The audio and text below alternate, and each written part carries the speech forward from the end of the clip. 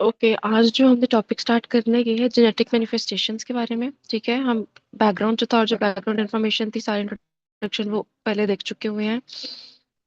एक मिनट रुकिएगा।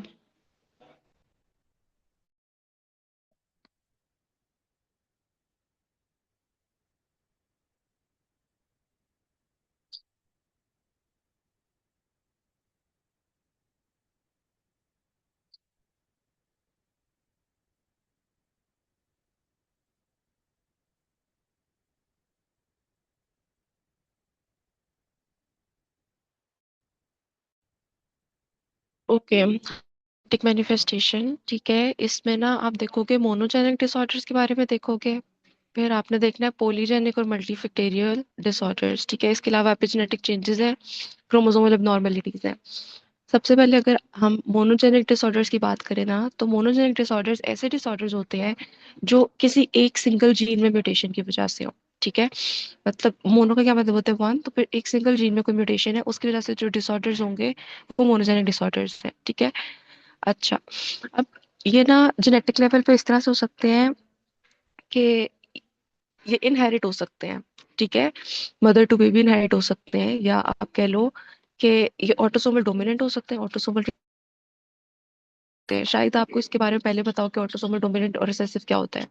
थोड़ा सा अगर मैं एक्सप्लेन करूँ ना, तो ऑटोसोम्स आपको पता है कौन से क्रोमोसोम्स होते हैं? वो क्रोमोसोम्स जो सेक्स क्रोमोसोम्स के अलावा होते हैं। ठीक है, अगर मैं ह्यूमंस की बात करूँ तो हमारे 46 पेयर ऑफ क्रोमोसोम्स होते हैं ना, तो उसमें से जो 22 है वो ऑटोसोम्स है, और जो लास्ट वाला है 23rd, ठीक है, that is the sex chromosome. तो ऑटोसोमल डोमिनेंट का ये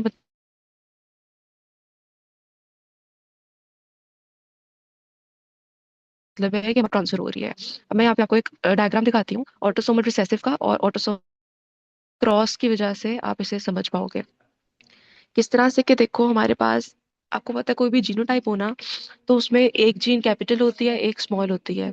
ठीक है, या दोनों कैपिटल हो सकती है, दोनों स्मॉल हो सकती है, मतलब एक डोमिनेंट होती है, एक रिसेसिव होती है। ठीक है, अब अगर हमारे पास यहाँ पे एक ए जीन है और एक ए जीन है, ठीक है, नाउ इमेजिन दिस ए, इस वजह से उसने रेड से दिखाया हुआ है कि शो कर रहा है कि ये म्यूटेड जीन है, म्यूटेड जीन है। अब अगर ए जीन फीमेल के पास भी डिफेक्टेड थी, मेल के पास भी डिफेक्टेड थी, तो उसके जो ऑस्प्रिंग्स होंगे ना, उन दोनों में अगर वो चले जाती है, अब ये कैपिटल है,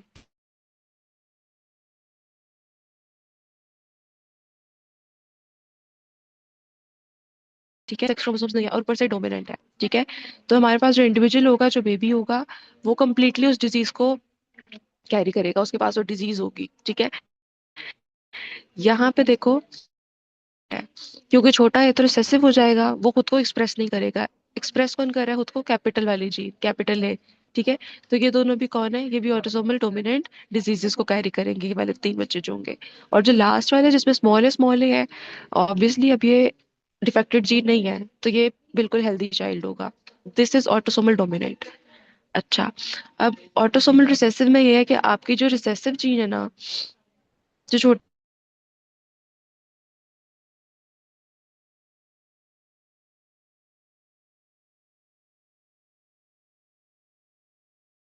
वाली स्मॉल वाला चाइल्ड था ना, इसमें क्या, स्मॉलेस्ट चाइल्ड वो डिफेक्टेड होगा, और जो कैपिटल लेता वो हेल्दी होगा। तो it depends on the gene के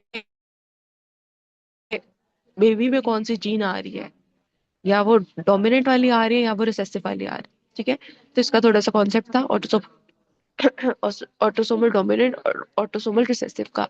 और एक्स लिंक्ड का क्या मतलब होता है? कि हमारे पास वो वाली जेनेटिक डिसऑर्डर्स जो सेक्स क्रोमोसोम से रिलेटेड हो, या तो वो एक्स क्रोमोसोम पे हो सकता है या वो वाई क्रोमोसोम पे हो सकता है। ठीक है, अच्छा, अब इसके एग्जांपल्स देखो। सिस्टिक फाइब्रोसिस, CFTR जीन, ये हम लास्ट लेक्चर में बात कर चुके हैं। ठीक है, अगर वो म्यूटेटेड है दैट इज मोनोजेनिक डिसऑर्डर। इसके अलावा सिकल सेल एनीमिया, ठीक है, HBB जीन म्यूटेटेड है। डिशेन मस्कुलर डिस्ट्रॉफी, ठीक है, इस डी जीन होती है एक, वो म्यूटेटेड होती है। और DMT जीन एक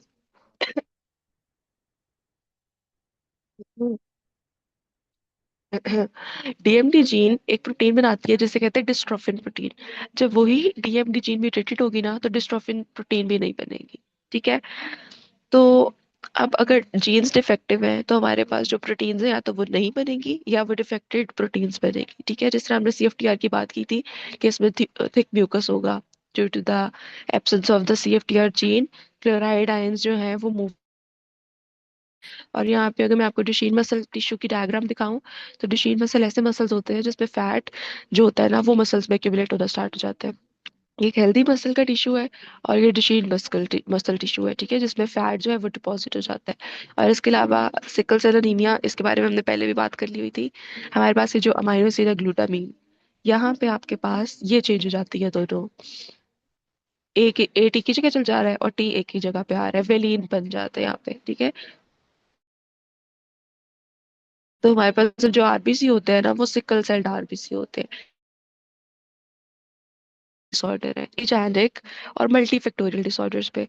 नेम इंडिकेट करे पॉलीजेनिक, मतलब इस पे मल्टीपल जीन्स जो है ना वो डिफेक्टेड होंगी। ठीक है, और उनके कंबाइंड इफेक्ट्स होंगे और इसमें इन्वायरमेंटल फैक्टर्स जो हैं वो भी हो सकते हैं।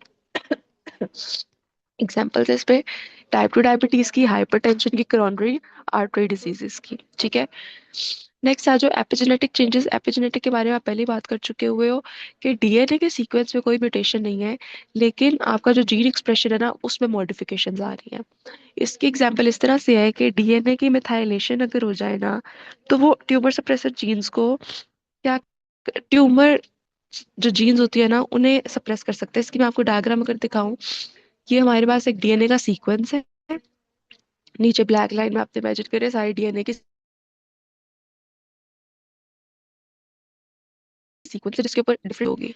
अगर आप डीएनए की मिथाइलेशन करा दो, DNMT शो करते हैं ना, इसका मतलब है डीएनए के ऊपर मिथाइल ग्रुप ऐड हो गया। ठीक है, डीएनए के मिथाइल तो ट्यूमर सप्रेसर जीन्स खुद को एक्सप्रेस नहीं करती, ये ब्लॉक हो जाती है। जो आपको रेड नजर आ रहा है क्रॉस, ये खुद को सप्रेस नहीं करेगी। डीएनए मिथाइलेशन ने इसको क्या करती है, स्टॉप करती है। ठीक है, अच्छा अब दूसरी तरफ आ जाओ कि अगर डीएनए मिथाइलेशन जो हुई हुई है ना उस पे आपको इनहिबिटर लगा रहे हो। डीएनए मिथाइलेशन हुई हुई थी, उस पे इनहिबिटर लगा रहे हो। इनहिबिटर का क्या मतलब होता है कि वो जो अपना काम कर रहा था ना डीएनए मिथाइलेशन, वो अब नहीं करेगा। डीएनए मिथाइलेशन का ये फंक्शन था ट्यूमर सप्रेसर जीन को एक्सप्रेस होने नहीं देगा। ठीक है, लेकिन अब यहाँ इनहिबिटर लग गया, तब ट्यूमर सप्रेसर जीन है ना, ट्यूमर को सप्रेस करने वाली जो जीन्स है वो अब यहाँ पे फॉर्म होना स्टार्ट होगी। ठीक है, तो हमारे पास यहाँ पे जीन के एक्सप्रेशन में ऑल्टरनेशन आ गई। Gene is present but dysregulated, causing abnormal protein production and diseases की जो मैनिफेस्टेशन है। नेक्स्ट आ जाओ क्रोमोसोमल एब्नॉर्मेलिटीज की तरफ। क्रोमोसोमल एब्नॉर्मेलिटीज के बारे में आप पहले क्रोमोसोम्स वाले चैप्टर में पढ़ चुके हुए हो। ठीक है, जिसमें हमने डिलीशंस के बारे में देखा था, डुप्लीकेशन और ट्रांसलोकेशन के बारे में देखा था। ठीक है, और उसमें आपने एग्जांपल्स भी की ट्राइसोमी की। ठीक है, इसके अलावा हमारे पास एक और क्रोमोसोमल एब्नॉर्मेलिटी है जिसमें ना एक फिलाडेल्फिया क्रोमोसोम बनता है। ठीक है, और फिलाडेल्फिया क्रोमोसोम में आपको आगे बताती हूँ कि क्या होता है। लेकिन यहाँ पे ना दो जीन्स हैं, एक पीसीआर जीन है एक ABL जीन है, इनकी ट्रांसलोकेशन हो जाती है और जो आपके पास डिजीज निकलती है ना, डिजीज का नाम है क्रॉनिक माइलॉइड ल्यूकीमिया। ठीक है, अब यहाँ पे डायग्राम देखो, ये एक नॉर्मल क्रोमोसोम है, इसके ऊपर जीन है उसका नाम है ABL जीन। ये भी एक नॉर्मल क्रोमोसोम है, क्रोमोसोम नंबर 22, और एक क्रोमोसोम नंबर 9 था। नंबर 22 पे हमारे पास एक जीन है BCR जीन है। ठीक है, यहाँ पे ना ट्रांसलोकेशन हो रही है, क्रोमोसोम में ब्रेकेज आ रहा है, और जो ये ABL जीन है ना ये आके क्रोमोसोम नंबर 22 पे लग गई है।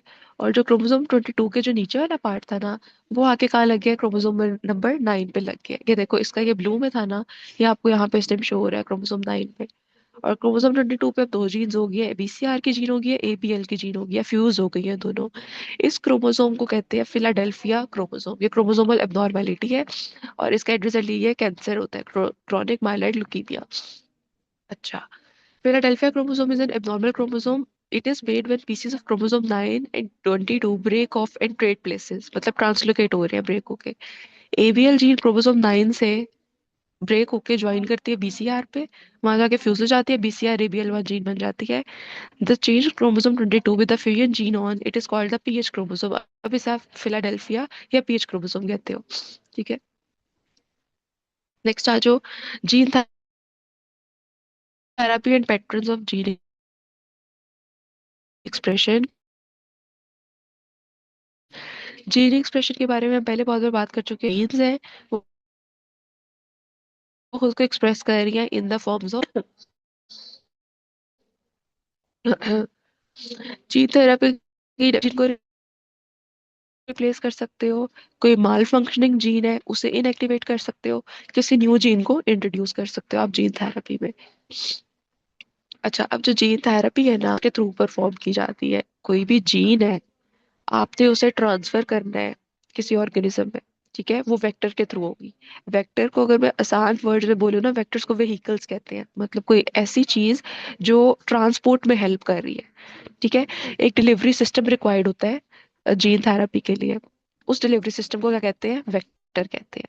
ठीक है। जो क्या करता है, सेफली ट्रांसपोर्ट करता है थेराप्यूटिक जीन्स को, इफेक्टिव जीन्स को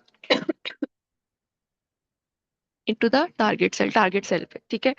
अच्छा, अब जो वेक्टर्स है ना, मोस्ट इंपॉर्टेंट क्वेश्चन है। वो किसी एक वेक्टर पे भी क्वेश्चन दे सकता है कि आप इस वेक्टर को एक्सप्लेन करो, या वो कलेक्टिवली ये कह सकता है कि जीन थेरापी में वेक्टर्स के बारे में बताओ। ठीक है, तो उसमें आप वायरल नॉन वायरल दोनों वेक्टर्स बताओगे। सबसे पहले हम बात कर लेते हैं वायरल वेक्टर्स की, मतलब आप कर रहे होंगे वो, इस हमने आगे बहुत डिटेल में पढ़ना है। ठीक है। इसमें एडिनो वायरस हो सकता है, लेंटी वायरस हो सकता है, एडिनो एसोसिएटेड वायरस हो सकता है। ठीक है। ये सारे वायरल वेक्टर्स आप इफेक्टिवली जीन को ट्रांसफर करने के लिए जीन थेरेपी में यूज कर सकते हो। इसके अलावा अगर हम नॉन वायरल वेक्टर्स की बात करें, तो इसमें कुछ नैनो पार्टिकल्स होते हैं, बहुत स्मॉल पार्टिकल्स हो सकते हैं, सिल्वर नैनो पार्टिकल्स हो सकते हैं, जिंक के हो सकते हैं, कुछ भी हो सकता है। पर्पस पार्टिकल्स का ये होता है, नैनो पार्टिकल्स का, लिपोसोम्स का ये फंक्शन होता है कि उन्होंने इफेक्टिवली जीन को ट्रांसफर करना है इनसाइड द टारगेट सेल। इसके अलावा प्लाज्मिड डीएनए, प्लाज्मिड आपने हमेशा याद रखना है, प्लाज्मिड आपके पास बैक्टीरिया से ऑब्टेन होता है। बैक्टीरिया के पास एक होता है जिसे प्लाज्मिड कहते हैं। ठीक है। तो वो एज अ वेक्टर यूज किया जाता है, इसे भी आपने बहुत डिटेल में करना, मोस्ट इंपॉर्टेंट क्वेश्चन है प्लाज्मिड एज अ वेक्टर। इसके अलावा कुछ इलेक्ट्रोपोरेशन टेक्निक्स होती हैं। इलेक्ट्रोपोरेशन टेक्निक्स में हमारे पास ना, आप इलेक्ट्रिक पल्स यूज करते हो। इलेक्ट्रिक पल्स से क्या होता है अब, कि आप सेल में एक होल करते हो उस इलेक्ट्रिक पल्स को लेते हुए। ठीक है। और उसके थ्रू आप डीएनए गन्स होती है उनके through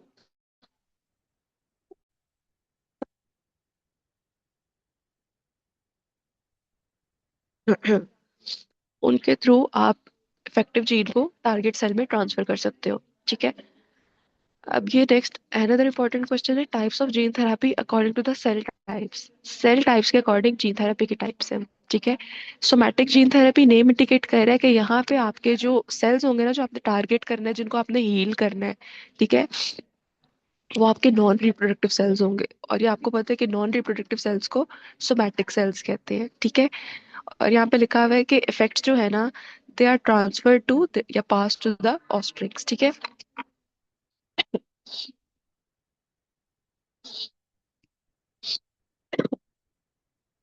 somatic gene therapy target कर रही है नॉन रिप्रोडक्टिव सेल्स को। अब नॉन रिप्रोडक्टिव सेल्स कौन से होंगे?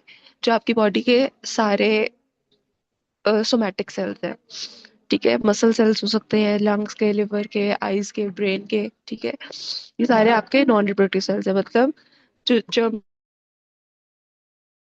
लाइन सेल्स नहीं है वो। Effects are not pass to offsprings, effects जो है वो इंडिविजुअल को उसके सोमैटिक लेवल पे हील कर रहे हो। ठीक है। सिर्फ पेशेंट्स को इफेक्ट, थेरेपी इफेक्ट करती है, आगे फर्दर ऑफस्प्रिंग्स को नहीं करे। इस पे एग्जाम्पल आ जाते हैं हीमोफीलिया की ट्रीटमेंट, और साथ में मस्कुलर डिस्ट्रॉफी की ट्रीटमेंट। ठीक है। ये सोमैटिक जीन थेरेपी है। जर्म लाइन जीन थेरेपी अब होगी जिसमें आप रिप्रोडक्टिव सेल्स को टारगेट, जीन्स होती है ना, हेरिटेबल होती है, मतलब अगर आप पेरेंट्स में जीन थेरेपी करा रहे हो, तो आगे जो उनके ऑस्प्रिंग्स होंगे ना, उसमें वो चीज़ ट्रांसफर होगी हील होके। ठीक है। और इसके अंदर जो है ना, ये स्टिल अभी कंट्रोवर्सी है, एथिकल है या नहीं है, ठीक है। प्रोसेस की चीज है ना, उसे लैब के लेवल पे, रिसर्च लेवल पे एडिट किया जा चुका है, वो है, ठीक है। उसकी जर्म लाइन जीन थेरेपी करा चुकी हुई है। और इसके अलावा बीटा थैलेसीमिया जो है उसे भी, उसकी भी जीन थेरेपी करा चुकी गई हुई है, लेकिन at lab level, research stage पे।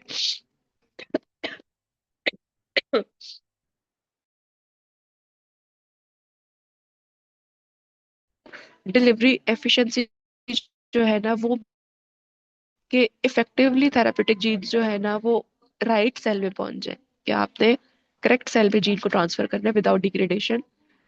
नेक्स्ट इसमें एक मोस्ट इंपॉर्टेंट चीज आ जाती है, इम्यून रिस्पॉन्स।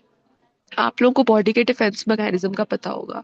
बॉडी में कोई भी अगर एंटीजन एंटर होता है, ठीक है, एंटीजन को मैं यहाँ पे बैक्टीरिया कह सकती हूँ, मैं एंटीजन को यहाँ पे वायरस कह सकती हूँ, ठीक है। बॉडी उस एंटीजन के खिलाफ ना इम्यून रिस्पॉन्स देती है या एंटीबॉडीज बनाती है, डिफेंस मैकेनिज्म शो करती है, वाइट ब्लड सेल्स जाके उसको वहां से किल करने की कोशिश करते हैं किसी भी पैथोजन को, ठीक है। अब देखो अभी हमने पीछे क्या पढ़ा है कि जीन थेरेपी में हम वेक्टर्स यूज कर रहे हैं, वायरल वेक्टर्स, ठीक है, जिसमें आपने रेट्रोवायरस देखा, लेंटी वायरस देखा। तो अब क्या हो सकता है कि वो जो वायरसेस है ना वो बॉडी में आकर अटैक करना स्टार्ट करते हैं, इवन दो साइंटिस्ट उसे, लेकिन स्टिल कुछ ऐसी प्रोटीन्स अगर वायरसेस से एक्सप्रेस हो जाए तो बॉडी उसके खिलाफ इम्यून रिस्पॉन्स जनरेट करना स्टार्ट कर देती है। नेक्स्ट हमारा चैलेंज ये आता है कि जो जीन एक्सप्रेस हो रही है वो करेक्टली एक्सप्रेस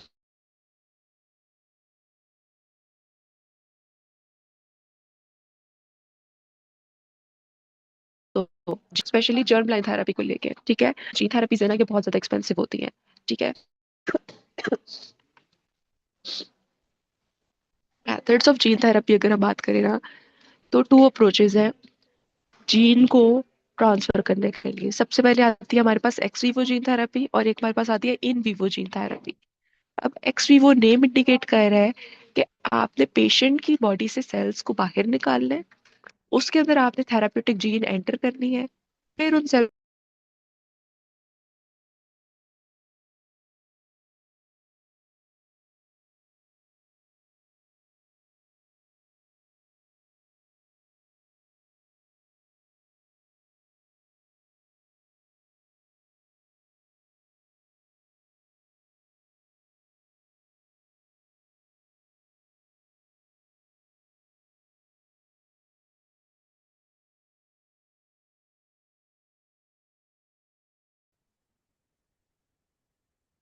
ठीक है। एक्स वीवो ये था कि आपने पेशेंट के सेल्स को बॉडी से निकालना है, उसमें थेरापेटिक जीन ट्रांसफर करनी है, में इंसर्ट कर देना उन सेल्स को जिसमें आपने जीन ट्रांसफर कर दी थी।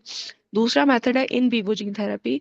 इन वीवो नेम इंडिकेट कर रहा है कि आपने डायरेक्टली जीन को किस पे ट्रांसफर कर देना है, पेशेंट की बॉडी में। वो आईवी के थ्रू हो सकता है, इंट्रापेरिटोरियल इंजेक्शन के थ्रू हो सकता है। आज जो यहाँ पे हमारे पास स्टेम सेल्स का कॉन्सेप्ट है, जो एक्स वीवो जीन थेरेपी है ना, ये हमेशा स्टेम सेल्स इसमें इन्वॉल्व होते हैं निकालने। तो जो सेल्स आप बाहर निकालते हो ना, वो हमेशा स्टेम सेल्स होते हैं जिन्हें आपने बाहर निकाला, ठीक है। और फिर उस पर थेरेपेटिक जीन जो है वो ट्रांसफर करनी है। अब स्टेम सेल्स क्या होती है? स्टेम सेल्स हमारे पास एक ऐसे सेल्स हैं बॉडी में जिनके पास ये एबिलिटी होती है कि वो या तो सेल्फ रिन्यू हो जाए या डिफरेंशिएट हो जाए किसी भी स्पेशलाइज सेल्स में। एग्जाम्पल हमारे पास आते हैं एम्ब्रियोनिक स्टेम सेल्स की, एडल्ट स्टेम सेल्स की। मतलब स्टेम सेल्स ऐसे सेल्स हैं जिनके पास ये एबिलिटी है कि वो खुद को किसी भी टिश्यू में, किसी भी सेल में डिफरेंशिएट कर सकते हैं। यहाँ पे अगर मैं आपको डायग्राम दिखाऊं, ये स्टेम सेल है। अब इसके पास एबिलिटी है, ये नर्वस सेल भी बन सकता है, ये मसल सेल भी बन सकता है, एपिथेलियल भी।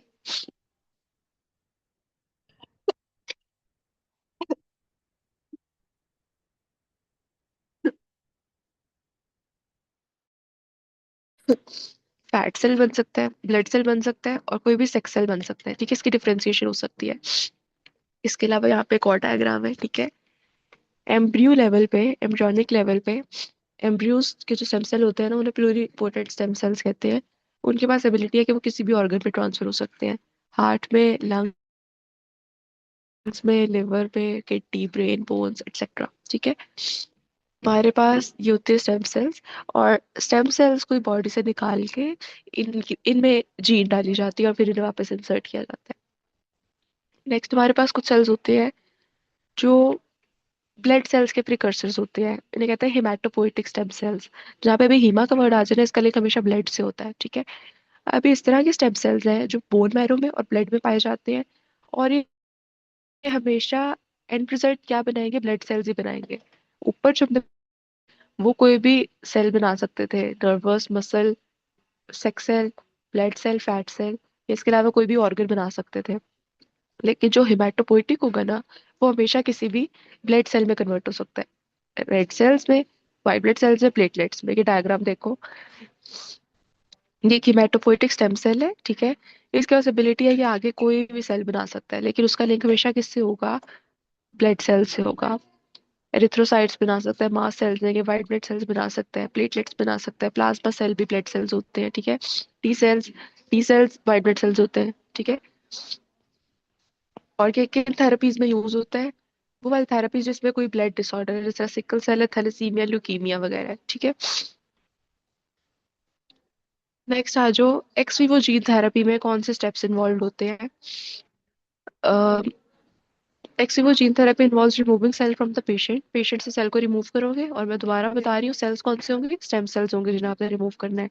Genetically modify them in lab, उन्हें लैब में आप मॉडिफाई करोगे, वापस से पेशेंट में उस सेल को इंसर्ट कर दोगे।